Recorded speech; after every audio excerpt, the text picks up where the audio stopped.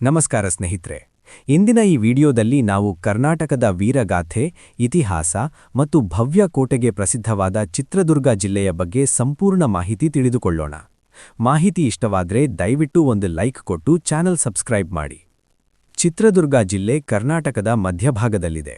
ಈ ಜಿಲ್ಲೆ ತನ್ನ ಬಂಡೆಗುಡ್ಡಗಳು, ಐತಿಹಾಸಿಕ ಕೋಟೆ, ಶೌರ್ಯಗಾಥೆಗಳು ಮತ್ತು ಗ್ರಾಮೀಣ ಸಂಸ್ಕೃತಿಗೆ ಹೆಸರುವಾಸಿಯಾಗಿದೆ. ಕನ್ನಡ ನಾಡಿನ ಇತಿಹಾಸದಲ್ಲಿ ಚಿತ್ರದುರ್ಗ ಜಿಲ್ಲೆಗೆ ಒಂದು ವಿಶಿಷ್ಟ ಸ್ಥಾನವಿದೆ. ಚಿತ್ರದುರ್ಗ ಜಿಲ್ಲೆಗೆ ಗಡಿ ಹಂಚಿಕೊಂಡಿರುವ ಜಿಲ್ಲೆಗಳೆಂದರೆ ದಾವಣಗೆರೆ, ತುಮಕೂರು, ಹಾವೇರಿ ಮತ್ತು ಬಳ್ಳಾರಿ. ಈ ಜಿಲ್ಲೆ ಡೆಕ್ಕನ್ ಪೀಠಭೂಮಿಯ ಭಾಗವಾಗಿದ್ದು ಹೆಚ್ಚಿನ ಭಾಗದಲ್ಲಿ ಒಣ ಮತ್ತು ಬಂಡೆಯುಕ್ತ ಭೂಪ್ರದೇಶವನ್ನು ಹೊಂದಿದೆ. ಇಲ್ಲಿನ ಭೌಗೋಳಿಕ ಸ್ವರೂಪವೇ ಈ ಪ್ರದೇಶದ ಇತಿಹಾಸ ಮತ್ತು ಜೀವನ ಶೈಲಿಗೆ ಆಕಾರ ನೀಡಿದೆ.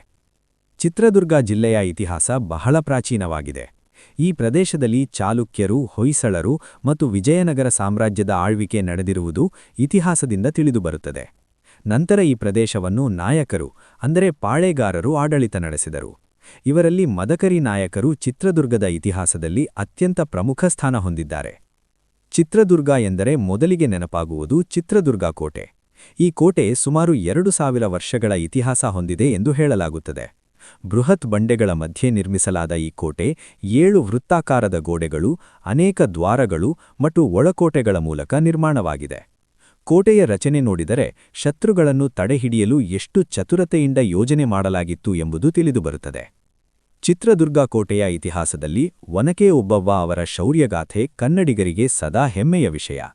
ಶತ್ರುಗಳು ಕೋಟೆಯ ಒಳಗೆ ನುಗ್ಗುವಾಗ ಒನಕೆ ಓಬವ್ವ ಒಬ್ಬಳೇ ಧೈರ್ಯದಿಂದ ಅವರನ್ನು ಎದುರಿಸಿ ಒನಕೆಯ ಮೂಲಕ ಹೋರಾಡಿದ ಕಥೆ ಇಂದಿಗೂ ಜನರನ್ನು ಪ್ರೇರೇಪಿಸುತ್ತದೆ.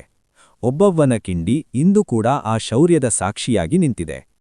ಕೋಟೆಯೊಳಗೆ ಹಿಡಿಂಬೇಶ್ವರ ದೇವಸ್ಥಾನ ಇದೆ. ಮಹಾಭಾರತದ ಹಿಡಿಂಬನ ಕಥೆಗೆ ಸಂಬಂಧಿಸಿದ ಈ ದೇವಸ್ಥಾನವು ಚಿತ್ರದುರ್ಗದ ಧಾರ್ಮಿಕ ಮಹತ್ವವನ್ನು ಹೆಚ್ಚಿಸಿದೆ. ಕೋಟೆಯೊಳಗಿನ ನೀರಿನ ಕೆರೆಗಳು, ಗುಹೆಗಳು ಮತ್ತು ದಾರಿಗಳು ಆ ಕಾಲದ ವಾಸ್ತುಶಿಲ್ಪದ ಅದ್ಭುತತೆಯನ್ನು ತೋರಿಸುತ್ತವೆ. ಚಿತ್ರದುರ್ಗ ಜಿಲ್ಲೆ ಕೃಷಿ ಪ್ರಧಾನ ಜಿಲ್ಲೆ. ಇಲ್ಲಿನ ಜನರ ಜೀವನ ಕೃಷಿಯ ಮೇಲೆ ಅವಲಂಬಿತವಾಗಿದೆ. ಪ್ರಮುಖವಾಗಿ ರಾಗಿ, ಜೋಳ, ಸೂರ್ಯಕಾಂತಿ, ಹತ್ತಿ ಮತ್ತು ಶೇಂಗಾ ಬೆಳೆಗಳನ್ನು ಬೆಳೆಯಲಾಗುತ್ತದೆ. ಮಳೆಯ ಮೇಲೆ ಅವಲಂಬಿತ ಕೃಷಿ ಹೆಚ್ಚಿರುವುದರಿಂದ ರೈತರು ಪ್ರಕೃತಿಯ ಮೇಲೆ ಹೆಚ್ಚಿನ ನಂಬಿಕೆ ಇಟ್ಟುಕೊಂಡಿದ್ದಾರೆ. ವಾಣಿವಿಲಾಸ ಸಾಗರ ಅಂದರೆ ಮಾರಿಕಣಿವೆ ಡ್ಯಾಂ ಚಿತ್ರದುರ್ಗ ಜಿಲ್ಲೆಯ ಪ್ರಮುಖ ಜಲಾಶಯವಾಗಿದೆ. ಈ ಜಲಾಶಯದಿಂದ ಕೃಷಿಗೆ ನೀರು ದೊರೆಯುವುದರ ಜೊತೆಗೆ ಕುಡಿಯುವ ನೀರಿನ ಅಗತ್ಯವೂ ಪೂರೈಸಲಾಗುತ್ತದೆ. ಇದು ಜಿಲ್ಲೆಯ ಅಭಿವೃದ್ಧಿಗೆ ಮಹತ್ವದ ಕೊಡುಗೆ ನೀಡಿದೆ. ಚಿತ್ರದುರ್ಗ ಜಿಲ್ಲೆಯಲ್ಲಿ ಧಾರ್ಮಿಕ ಮತ್ತು ಸಾಂಸ್ಕೃತಿಕ ಕೇಂದ್ರಗಳು ಸಾಕಷ್ಟು ಇವೆ. ಮುರುಘಾ ಮಠ ಜಿಲ್ಲೆಯ ಪ್ರಮುಖ ಧಾರ್ಮಿಕ ಕೇಂದ್ರಗಳಲ್ಲಿ ಒಂದು. ಈ ಮಠವು ಶಿಕ್ಷಣ ಮತ್ತು ಸಮಾಜ ಸೇವೆಯ ಕ್ಷೇತ್ರದಲ್ಲಿ ದೊಡ್ಡ ಕೊಡುಗೆ ನೀಡಿದೆ. ಜೋಗಿಮಟ್ಟಿ ಅರಣ್ಯ ಪ್ರದೇಶವು ಪ್ರಕೃತಿ ಪ್ರೇಮಿಗಳಿಗೆ ಆಕರ್ಷಕ ಸ್ಥಳವಾಗಿದೆ. ಇಲ್ಲಿ ಹಸಿರು ವಾತಾವರಣ ಮತ್ತು ಶಾಂತ ಪರಿಸರವನ್ನು ಕಾಣಬಹುದು. ಚಿತ್ರದುರ್ಗ ಜಿಲ್ಲೆಯ ಜನಸಂಸ್ಕೃತಿ ಬಹಳ ಸರಳ ಮತ್ತು ಶ್ರಮಪ್ರಧಾನವಾಗಿದೆ. ಇಲ್ಲಿನ ಜನರು ಕಷ್ಟಪಟ್ಟು ದುಡಿಯುವವರು. ಜನಪದ ಹಾಡುಗಳು, ಯಕ್ಷಗಾನ, ಜನಪದ ನೃತ್ಯಗಳು ಮತ್ತು ಹಬ್ಬಗಳು ಇಲ್ಲಿನ ಸಂಸ್ಕೃತಿಯನ್ನು ಇನ್ನಷ್ಟು ಶ್ರೀಮಂತಗೊಳಿಸುತ್ತವೆ. ಸಾರಿಗೆ ವ್ಯವಸ್ಥೆಯ ದೃಷ್ಟಿಯಿಂದ ಚಿತ್ರದುರ್ಗ ಜಿಲ್ಲೆ ಉತ್ತಮ ಸಂಪರ್ಕ ಹೊಂದಿದೆ. ರಸ್ತೆ ಮತ್ತು ರೈಲು ಮಾರ್ಗಗಳ ಮೂಲಕ ಬೆಂಗಳೂರು, ದಾವಣಗೆರೆ ಮತ್ತು ಬಳ್ಳಾರಿ ನಗರಗಳಿಗೆ ಸುಲಭ ಸಂಪರ್ಕವಿದೆ. ಇದರಿಂದ ವ್ಯಾಪಾರ ಮತ್ತು ಪ್ರವಾಸೋದ್ಯಮಕ್ಕೆ ಅನುಕೂಲವಾಗಿದೆ. ಚಿತ್ರದುರ್ಗ ಜಿಲ್ಲೆಯ ಪ್ರಮುಖ ತಾಲೂಕುಗಳೆಂದರೆ ಚಿತ್ರದುರ್ಗ, ಚಳ್ಳಕೆರೆ, ಹೊಳಲ್ಕೆರೆ, ಹಿರಿಯೂರು, ಹೊಸದುರ್ಗ ಮತ್ತು ಮೊಳಕಾಲ್ಮೂರು. ಪ್ರತಿ ತಾಲೂಕು ತನ್ನದಾದ ವೈಶಿಷ್ಟ್ಯ ಮತ್ತು ಇತಿಹಾಸವನ್ನು ಹೊಂದಿದೆ. ಹವಾಮಾನ ದೃಷ್ಟಿಯಿಂದ ಚಿತ್ರದುರ್ಗ ಜಿಲ್ಲೆ ಒಣಪ್ರದೇಶಕ್ಕೆ ಸೇರಿದೆ.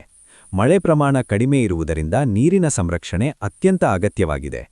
ಇತ್ತೀಚಿನ ವರ್ಷಗಳಲ್ಲಿ ಕೆರೆಗಳ ಪುನಶ್ಚೇತನ ಮತ್ತು ನೀರಾವರಿ ಯೋಜನೆಗಳಿಗೆ ಹೆಚ್ಚಿನ ಒತ್ತು ನೀಡಲಾಗುತ್ತಿದೆ. ಭವಿಷ್ಯದ ದೃಷ್ಟಿಯಿಂದ ಚಿತ್ರದುರ್ಗ ಜಿಲ್ಲೆಗೆ ಸಾಕಷ್ಟು ಅಭಿವೃದ್ಧಿ ಸಾಧ್ಯತೆಗಳಿವೆ. ಕೃಷಿ ಆಧಾರಿತ ಕೈಗಾರಿಕೆಗಳು, ಪ್ರವಾಸೋದ್ಯಮ ಅಭಿವೃದ್ಧಿ ಮತ್ತು ಗಾಳಿಶಕ್ತಿ ಯೋಜನೆಗಳು ಜಿಲ್ಲೆಯ ಆರ್ಥಿಕ ಬೆಳವಣಿಗೆಗೆ ಸಹಕಾರಿಯಾಗುತ್ತಿವೆ. ಸರ್ಕಾರ ಮತ್ತು ಸ್ಥಳೀಯ ಜನರ ಸಹಕಾರದಿಂದ ಚಿತ್ರದುರ್ಗ ಜಿಲ್ಲೆ ಮುಂದಿನ ದಿನಗಳಲ್ಲಿ ಇನ್ನಷ್ಟು ಪ್ರಗತಿ ಸಾಧಿಸಲಿದೆ. ಒಟ್ಟಿನಲ್ಲಿ ಚಿತ್ರದುರ್ಗ ಜಿಲ್ಲೆ ಕೇವಲ ಒಂದು ಭೌಗೋಳಿಕ ಪ್ರದೇಶವಲ್ಲ. ಇದು ವೀರಗಾಥೆಗಳ ನಾಡು, ಶೌರ್ಯದ ಸಂಕೇತ ಮತ್ತು ಕನ್ನಡ ಸಂಸ್ಕೃತಿಯ ಅಮೂಲ್ಯ ಭಾಗ. ಚಿತ್ರದುರ್ಗದ ಇತಿಹಾಸ, ಕೋಟೆ ಮತ್ತು ಜನರ ಜೀವನ ಶೈಲಿ ನಮ್ಮೆಲ್ಲರಿಗೂ ಪ್ರೇರಣೆಯಾಗಿದೆ. ಇದಿಷ್ಟು ಚಿತ್ರದುರ್ಗ ಜಿಲ್ಲೆಯ ಕುರಿತು ಮಾಹಿತಿ. ನಿಮಗೆ ಇಷ್ಟವಾದರೆ ಲೈಕ್ ಮಾಡಿ, ಶೇರ್ ಮಾಡಿ ಮತ್ತು ಇನ್ನಷ್ಟು ಇಂತಹ ಮಾಹಿತಿ ವಿಡಿಯೋಗಳಿಗಾಗಿ ಚಾನೆಲ್ ಅನ್ನು ಸಬ್ಸ್ಕ್ರೈಬ್ ಮಾಡಿ. ಧನ್ಯವಾದಗಳು.